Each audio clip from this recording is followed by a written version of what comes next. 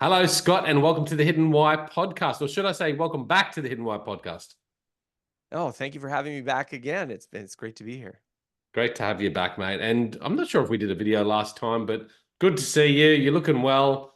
And Oh, you've thank written a you. new book, Get Better at Anything, 12 Maxims for Mastery, off the back of your previous book, obviously, that we talked about, Ultralearning. Yeah. No, I'm excited to talk about that too. Very exciting subject. And I think for the people that listen to this podcast, at least, most of us want to be able to improve and grow, and that's what it's Hmm. about, Yeah. growth. I think growth in life, and something that I missed for many years of my life, after school at least, is that part of growth and learning, you know? Yeah. I mean, like the highest highs of our life are when we can really get a grasp on something that like was struggling for us. We were having difficulty, and then I'm getting it. I'm good at this. I mean, it's an experience that really drives me to understand the research, write these books. Yeah. What does it mean to you, learning and growth? Like what is that all about for you personally? Well, I mean, this has been just a real through line for my whole career. We've been talking about how, the last book was ultra learning. I decided to write more about this topic because I felt like there was still more to say. There was more to say about the ideas that go behind, how do you get better at things? And for me, the idea of learning is really just an expanding of the things you know, of the things that you can do, and the possibilities that you see for your life. So it's really central, I think, to flourishing as a human being. Absolutely. In your life, what has led you to, researching and writing on such topics? Yeah, I mean, when we probably talked about it when we were talking ultra learning, that's probably about 5 years ago. But I mean, I got started in this. I was writing a website where I was writing about student advice. I was a student. I was giving studying tips, and after that, I did some intensive self-directed learning projects. I did one called the MIT Challenge, learning MIT's four-year computer science curriculum over 12 months. I learned multiple languages. Learning portrait drawing, quantum mechanics, other things like this, documenting them on my website. And this was a real interest of mine of like learning things, learning specific things that I wanted to figure out. Well, what does the research say? What does the science say about how people learn? How can we learn better? So I can, try to take some of the experiences that work for me, but generalize them and try to apply them to a wider group of people. And also for my own interest, for the skills that I'd like to learn in the future. Yeah, not just about work necessarily, is it? It's about life in Yeah. general, like just learning to be, I guess, better at life and Yeah. find more joy in life. Yeah, I mean, our work is like such an important part of our lives. And so being Right. good at our jobs, being good at the skills that pay us money is like an obvious economic material incentive to learn things. But I mean, even our hobbies, even like, whether you like skiing or whether you like playing basketball or golf or these kind of things depends a lot on, do I feel like I'm capable of do I feel like I'm capable of getting better at those things? Yeah. And so if you feel like you're stuck, if you feel like, I'm not that good at this and I don't know how to get any better, then it can be frustrating, right? So I think it encompasses far more than just the things that pay off in monetary terms. Yeah. Well, I mean, again, we spend so much time at work every day. It's important to have, I think, learning is part of that, and if you just went Yeah, into work and weren't progressing or weren't learning or weren't growing, you're going to be pretty dissatisfied with your life in general if that's, half your day where you spend your time. definitely. And I mean, so much of our professional lives are also geared around, maybe we'd like to do something with our work. Maybe we'd like to work in a different field, a different industry, move Mm. up in our careers, start a business. And there's a lot of fear. There's a lot of trepidation surrounding, like, do I think I could do this? Do I think I have the ability to pull it off? And so, I mean, it's not obviously it's a lot of work to try to make progress. I don't want to say that you can just read a book and it'll happen instantaneously, but if you know the principles behind how it works, I think it can help you give that confidence to, like, you know what, I'm going to try to take on a new project. I'm going to try to take on a new role that maybe I wouldn't have felt confident to do before. Yeah. So we talked about ultra learning last time, and we're Mhm. talking about, get better at anything this time. What's the bridge between the two books? Can you explain that for us? Yeah, so with Ultralearning, my focus was a little bit more narrow. I wanted to look at people who were taking on these intensive self-directed learning projects, obviously using some of my own stories, but also focusing on people who were kind of extreme in some way, that they had taught themselves Right. difficult skills. I have, people Tons of creating their examples in own there. video games, learning every single part of video game design, people learning like a dozen languages, these sort of extreme individuals.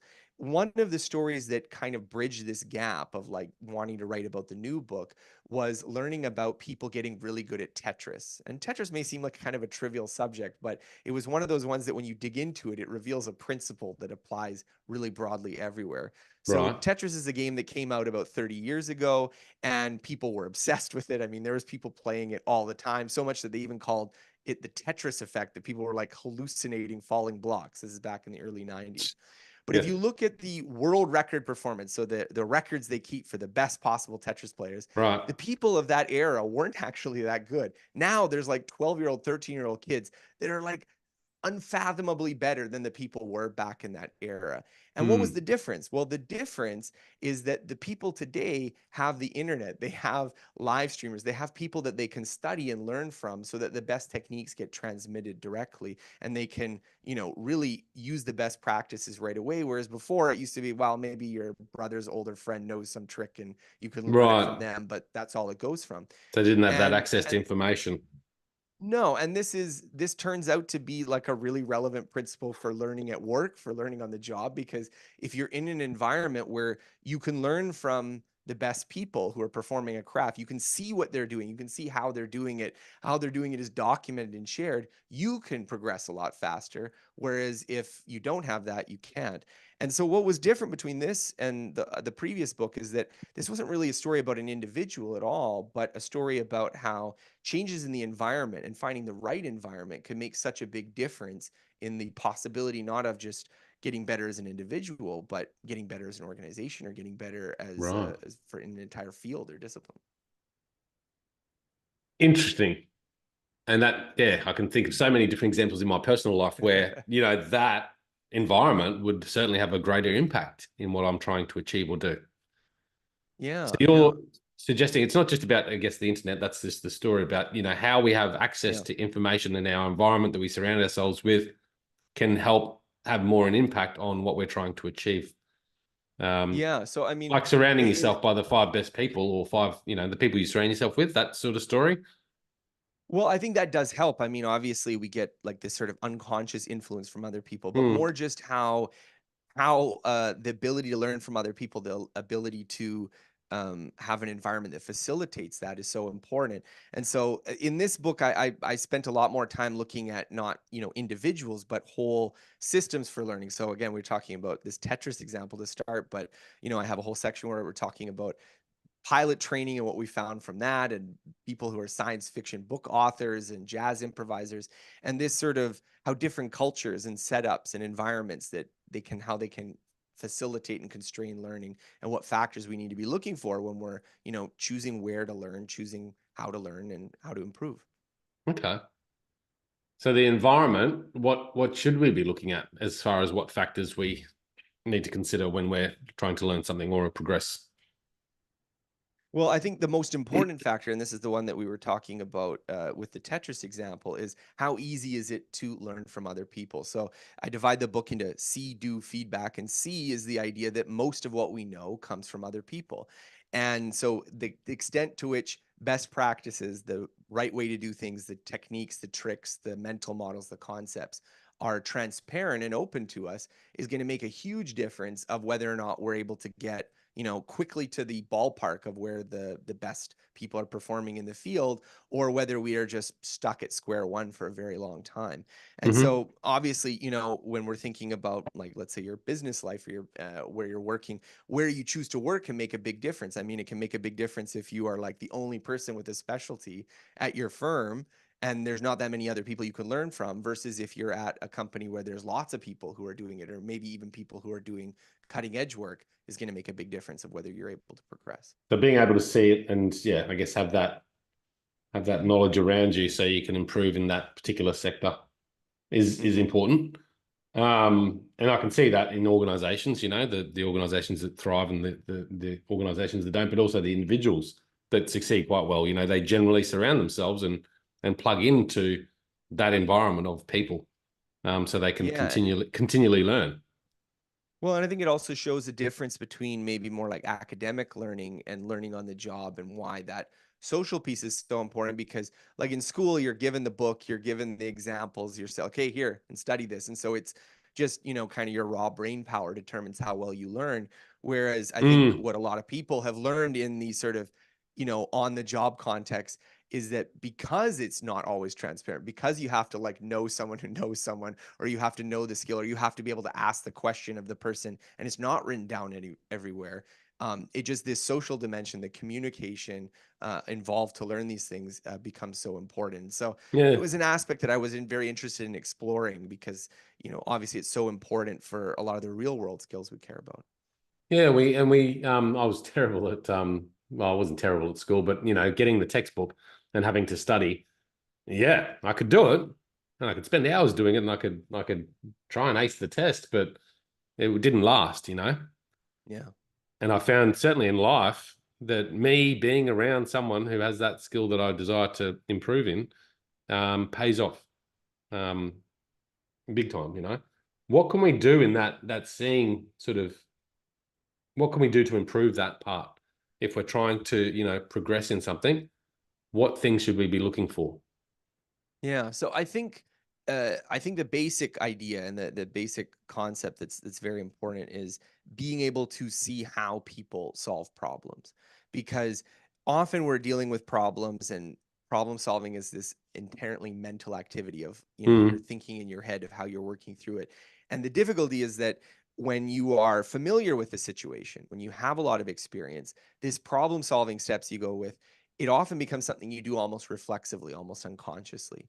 And so you right. can, if you've ever seen someone who's really good at something and they just seem to do it, and you ask them, well, Yeah. how did you do that? Like a classic example is like someone, Yeah. maybe who's really good at drawing, right?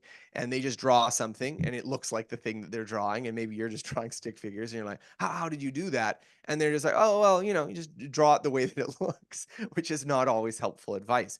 And so some of the challenge that we have in learning from other people, and this is true on the job, especially when you have people that maybe have been in the career for 10 years, is how do you surface the stuff that is, automatic for them, they don't think about it, or is so obvious that they don't even want to mention it. And so, I have a whole chapter where we talk about like, how do you do interviews, like this kind of thing that we're doing Mm, right now, to try to mm. surface those issues, surface those details that will seem obvious to the person, but maybe it's not obvious to you. Yeah. Yeah. And I totally get it. That second nature sort of thing, and I'm guilty of it myself, where you just do things and you've got some, you know, younger apprentice there, Yeah. but you're just like, I don't know, it's just natural to me. But because you've been doing it for Yeah. so long, there is obviously something that you've learnt along the way. So how do you open that up to stop those boundaries? And I think um, definitely in my life, I've seen it where people um, generally close off because they don't want to share. And I don't know if it's Hmm. about being, you know, mean or unfair, but I don't know. They feel like if they're sharing, they're going to give up something that's theirs. Hmm. Whereas I've been one to being just always, you know what, this is what I do, and I'm happy to give it to anyone, and you can do the same thing. That's fine. So there's that. But what else is there as far as being able to go, okay, well, this is a problem that I'm good at solving, but I don't know how to teach that. How can you open Yeah. that up? I mean, I think one of the things, the sort of starting point is just to try to document what it is that this person's doing. And Right. again, we kind of focus very much on this very high level. So Mm, one of the methods that cognitive psychologists use, who do this kind of cognitive task analysis, is this critical decision method, where basically you get them to look at a decision they made or a situation they faced, and you walk them through kind of like, okay, what did you do this time? Why did you do this? What was this? And basically, you break it down like if you were a journalist, kind of tracking a story to figure out beat by beat what is happening. And you right. can, we've applied this. My one of my frequent collaborators and I, we applied this in one of our courses, Top Performer, to helping students with career decisions, of like figuring out someone who really understands the career path, understands how it works, and get them to interview one of those people. And don't ask them for advice, don't ask them to tell you like, here's what you should be doing with your life, because then you're going to get a little like platitude ridden speech. Instead, say like, exactly what did you do? Walk me through step by step what you did to get where you're at. And often you're going to hear advice that is just, it's going to surprise you. It's not going to be something that you expected. You know, when I got into writing books and working with you know, a traditional publisher, there was lots of stuff that I didn't know. Like I didn't know that authors typically don't write the book first. They write something called a proposal, and they get an agent first, and they get the agent to Yeah. pitch the proposal. And like these are things that if you've spent any time in traditional publishing, you're like, well, duh. But if you've never written a book before, and if you've ever met someone who's never written a book before, they're like, wait, what are you talking about? What's an advance, or what's this kind of thing? And so these little details, once you understand them, once you understand how it works, like, oh, this is the kind of thing that you have to do. These are the kind of things that you have to work on. I mean, in a career context, it makes sense, but it works down to the level of an individual problem. Like, why did you, you know, fix the plumbing that way? Well, because I don't want it to do this. And, you know, this way you're Yeah. Okay. surfacing that knowledge that's important. So documenting the process, and I think a part of that would be to ask many, many questions, because I think, Mhm. again, if you're asking someone about the process they went through to get to where they are, or to do a little Yeah. task, again, they might take it for granted, not be able to answer it as you'd like to. So you have to sort of delve deeper by asking questions, right? Yeah, and I think again, focusing on what people do and not always their advice is helpful too, because again, advice encapsulates more this kind of abstract. Okay, here's what I think is important in general, Right. whereas what you actually do, again, it contains all these really like, well, this is too obvious to mention, but oh, okay, what are you doing right there? Why are you doing that? You So know, observing. and so that's really important. Yeah. What can you do? Just a bit of advice, and it's sort of off a little bit off tangent, but Mhm. if you're wanting to learn something, to find someone that can give you that learning, what what would you advise there? Because I mean, did you go out there and try and reach authors to ask them about the process and figure out how they did it? Like how to write books. Well, I mean, there's a lot of different things you can do. Not So not I to write think, books necessarily, but to oh yeah, find someone that can be that give person so that you can learn advice. from. Yeah. Well, I mean, the first place is to look for communities, I think, and to look for environments like what we were talking about. So, you know, I talk about the science fiction author Octavia Butler, who just had these like years of struggle where she was like trying to get published and just like constant rejection slips. And then she goes to this Clarion science fiction workshop where she's with a room of a bunch of other science fiction writers. The person at the front of the stage is a published author, and they're working together. And soon after that, she's selling her manuscripts and she's making progress. And the reason why is that you're surrounded by a bunch of people. And even if those people are not collectively, they know the whole picture, they know a little bit, and then they can aggregate it together. So that's my first suggestion. Yeah. If you are like trying to get into a skill, find a group, find a community, find some place where people are practicing it. Because even if any individual person in that group is not the number one expert, as a whole, as an aggregate, you're probably going to learn some things you don't know, even if maybe you are, if you do know quite a few things. And then the second thing I think is, again, doing this process of like identifying people. So once you find someone that you think, okay, person might be a mentor, again, figure out what is the thing that you're struggling with, and break it down, get a chance to like beat by beat, how would this person solve this problem? And often you're able to Mm, surface things like that too. So I think I like it. communities are a good place to start. In Yeah. a professional context, finding the right place to work is often Yeah. important, because if you're in an environment where, you know, it's easy to learn from other people, you can quickly get up to skill at a job. If you're, again, the only I person who love knows how that. to do something at a firm, it might take a long time. Yeah. 100%. So see, do feedback. What's the next step? So we're learning. It's obviously taking action, right? Yeah, yeah. And I mean, practice is super important, and it's kind of an obvious thing if you want to get better at something. But I think one of the things that I found really interesting, kind of diving into the research, is just what exactly practice is doing. And I think there's sometimes this myth that if you just do something enough, if you just do it repeatedly for a really, really long time, you're going to naturally just get better and better and better, and you're not going to stall out. And Does that's that just sort of not the come off the case. 10,000 hour rule or whatever? Is that? Well, I mean, that was definitely a popularization. And the funny thing is the 10,000 hour rule. Like, this is Malcolm Gladwell. He publishes Yeah. this book, Outliers. And it's based on this research by Anders Ericsson on deliberate practice. And the funny thing is that popular interpretation, like just do something for 10,000 hours and you're going to become an expert at it, was not the conclusion that Anders Ericsson drew about it. It was definitely not the case that you just spend 10,000 hours doing No. something and you become world class. And the reason why, and I think this is a good example to illustrate it, is that doing something repeatedly makes the actions that you're doing more and more automatic. It makes it easier to perform those actions. But Yes. in some ways, it also makes it harder to improve because you're thinking about what you're doing less. So, to give an example, you're typing on a Right. keyboard. There's two ways you can do it. You can do the touch typing method where you have the hands on the home row and you move each finger to hit each key, or you can hunt and peck with one or maybe two fingers to type out an email. Now, if you hunt and peck, if you're one of these people that hunts and pecks, and you do it for 10 years, that's not going to spontaneously evolve into touch typing. You're going to just hunt and peck a little faster, a little faster, a little faster. And so you can get stuck with a kind of inferior method and plateau way, way below than you could with even, a month of practicing touch typing. And Mm. so in this sense, practice is this kind of double-edged sword that it's very important. Obviously, it's very important for getting good at things, but we also need to be careful about what kind of practice we're doing because this effort-saving tendency of the brain to just make these procedures automatic can also make it harder to improve in some cases if we're practicing the wrong things. Is that why they say, a lot of the successful or elite performers are lifelong learners? They're constantly focusing on their art and constantly trying to find ways to improve. Definitely, and I think that that's something like in our jobs when we're doing something. I've been writing essays for close to 20 years now, and it would be nice to think that just well, if I just keep writing essays every year, I just get steadily, steadily better. But I don't Mm. think that's the way that works. I think that probably after about a year or two, whatever essay writing ability I had would have plateaued. So any improvements that I've made since then have been because of deliberate efforts to like not write the way that I'm writing right now, to do something that's beyond that.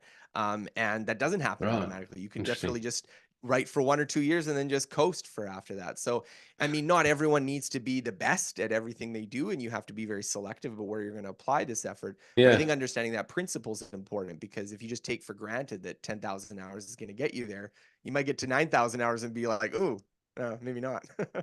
Absolutely. And I love that book by Malcolm Gladwell, 10,000 Hours, and it got me excited. But then there was a follow-up book, wasn't there, about the practice and Anders Ericsson's work about how it needs to be thoughtful or intense and things like that. What Yeah. is it that we need to do in our doing stage to improve on our learnings? Well, I think again, there's going back to this idea. I think the seeing idea gets us to sort of the ballpark, so we know the best practices. We know this is what we should be doing. This is sort of like the knowledge and mental models we Yeah. need, and then the doing is making those processes smoother, more automatic, so that they require less mental overhead to do. And that's very important for, especially for complicated skills. If you think about reading, for instance, reading is something that we like, most of us take for granted. You just look and you read, but it's actually an extremely complicated process going in your head. You have to like recognize each individual letter and figure out which sounds they make. And if you're talking about English, at least, they don't always consistently make the same sound. So you have to know that for each word. And then you have to parse it together. And then you have to like figure out what it means. It's this enormously complicated process. And it's only possible that you can do it at all because you've done it so much that it's become unconscious, that it's become automatic. And so I think the idea here is that in the beginning, understand the best practices. You need to keep practicing. You need to do it to make those components automatic, and then there's a process of like iteratively adjusting so that maybe you're tweaking little mistakes or little things that you had that you got wrong in the sort of starting process, so you can make improvements. Right. Do you have reminders or tools for yourself that allow you to go, okay, well, I'm doing this thing, but this is what I'm going to do to make sure I'm not doing it, to make sure I'm continually Yeah. improving? Like, do you have any Well, triggers? I think there's lots of different ways, and it depends on the exact kind of field you're in. But I mean, for Mm. writing or for what I'm doing, a lot of what I like to do is focus on projects that introduce a new set of constraints. And the new set of constraints can sometimes push you away from bad habits that maybe you have developed, or maybe they're not even bad habits. They're just kind of old habits. They're just things that maybe you rely on too much. So, Yeah. for instance, when I was thinking about this in this process of writing this book, that when I started writing, I started by blogging, and blogging was a very personal format, very much the genre of writing lent itself to, and here's what I think about X. That was sort of how the writing style worked. And so when I wrote my first book, I got to lean on that a little bit because I told some personal stories. And so whenever I reached an impasse with my writing where I wasn't quite sure exactly how I would, back up a point, it felt very natural to just be like, and this is what I think about this. And writing this book, I wanted to push myself more to a more journalistic style of writing where you're not just like filling in the gaps with your opinion. You're talking to experts, you're following up on the research. And I don't want to say that that always makes for better writing, but it is a constraint that kind of forced me away from like, a crutch that maybe I had used in the past. Right. How did you do, like, how did you find those constraints? Like, did you see that in your first work that that was Mm-hmm. a limitation of your work, being that it was more personally based than research based? Well, it's not that it's a limitation always. I mean, I think with a creative field, with a stylistic field, like these are, I guess you could call them almost stylistic choices. And so I think they only become a difficulty when you need to use them. Hmm. Like as a creative choice is like, well, I don't have another way of solving this problem, so I'm going to lean on what I already know. So I think developing your skills in a creative profession, which is less about like right answer, wrong answer, but more do you know one way of doing this or do you know six ways of doing it? And you can pick the one that you think is best for this situation. And so pushing yourself outside of what you know how to do with constraints, with like design constraints, is one way of doing that. Now, I mean, how do you figure out what are the things that you're doing wrong and what are the things that you should be doing? I think that's part of that is from seeing other people. So part of it is, again, going back to this seeing idea, like reading books and figuring out how do they work? How is this author doing what they're doing? Um, Hmm. is big because then you're noticing, oh, they can do something with their writing that I can't, and I'd like to try to do that. And maybe I won't succeed right away, but I like that they're telling a story in two parts and they're splitting it up, or they're telling multiple short stories, or they're starting with something that's not a story, or there's various Yeah. devices that they're using, and you like that. In other cases, it's even just again from this communal knowledge of like talking to other writers and having them be like kind of like, oh yeah, this kind of technique, I don't like this, and then it kind of clues you into it and you're like, well, what are you talking about? And then you Right. zoom in on it and you realize you're using it. Like an What example I can give inspired of you that to is, write yeah. differently? Like, what inspired you to write in this new Well, style I for don't. this book? I think I write differently all the time. I think I'm always Yeah. trying to push myself in new directions. And so in this particular case, I think it was a challenge to myself to just sort of be like, you know, um, could I write a book where it was, I'm not trying to fill as many of these gaps with like, here's Okay. just what I think about this. And but I mean, there's other books I could have gone in a completely different direction. I mean, I think one of the other ideas I had, which was not the way that I went with the book, is I really admire some writers who have like extremely like terse epigrammatic kind of way of writing that like every sentence they write is very quotable. And like I mean that's a totally different direction, totally different set of constraints that could lead to a very different kind of writing. Like I'm thinking of like a James Clear or a Derek Sivers or someone like that. And Hmm. so again, you see some idea, you see this constraint, and maybe that could have been the constraint of writing a different book of like, okay, every single paragraph has to have a sentence that you would like, you would feel good like Right. excising from the book and like treating a new catchphrase or some kind of slogan. So those are different ways of constraining your writing to push yourself to try new things. So seeking out constraints to put on yourself to make you do it or think Yeah. about it in a different manner. Well, I think the constraint approach to getting this kind of deliberate practice is very important for creative works, which you really can only do in the totality of it. Like you have to, you can't only do part of writing an essay. But I mean, if we're talking about other kinds of skills, there's other ways you can get the same effect. Like if you were trying to work on basketball, you can like practice your 3 pointers.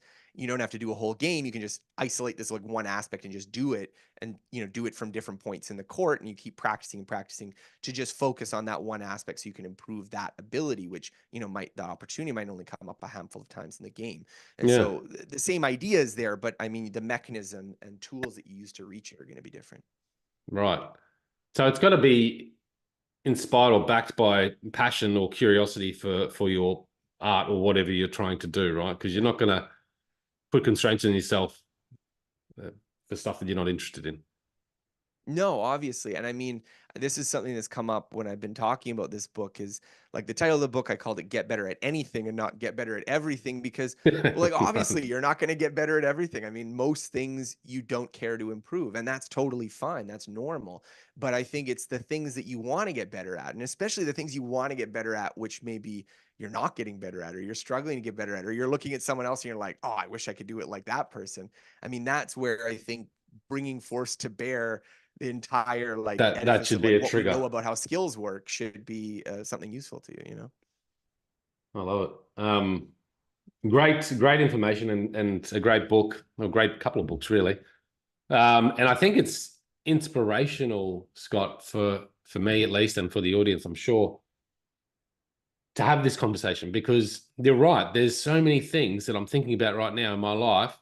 There's a lot of things that I don't care about and I don't need to get better at, and I'm happy to leave Yeah. on autopilot. But there's so many things that I do love and I am passionate about, but Hmm. I don't put in enough the see-do feedback, I guess, into that art. So I think you've Well, left me feeling inspirational to go out there and go, you know what? These are the couple of key areas that I really want to improve in, and thinking about how I can bring a bit of this into that to and again bring more joy into life because I think that's what it's all about. yeah. Yeah, definitely, definitely. It's not all just drudgery and grinding it out. It's about how do you get more of the things that you really care about. Yeah. Well, I think you've left a positive tone there, mate. Appreciate you coming back on, Scott, and congratulations on the new book. Hope it goes really well. Any Oh, thank you final very message much. for the audience, or where can people reach you? Yeah, so they can come to my website at scotthyoung.com if they're interested, and the book is available on Amazon, Audible, wherever you get your books. If you're interested in diving deep into the process of getting better at things, the book is there. Love it. So I'll stick those links in the show notes, so you guys can reach out to Scott, grab a copy of his book, and have a read of that, and take on the challenge to improve in some aspect or many aspects of your life. Thank you, Scott, for coming on. Thank you. Thank you so Till much. next, till next time, guys. Peace, passion, and purpose. See you soon.